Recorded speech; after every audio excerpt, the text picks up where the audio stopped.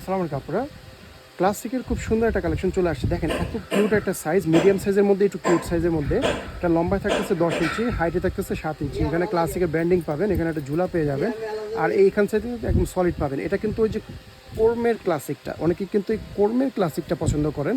তো এটার সাথে কিন্তু আপনারা এখানে লেদার স্যাম্পল পাচ্ছেন, কার্ড পাচ্ছেন।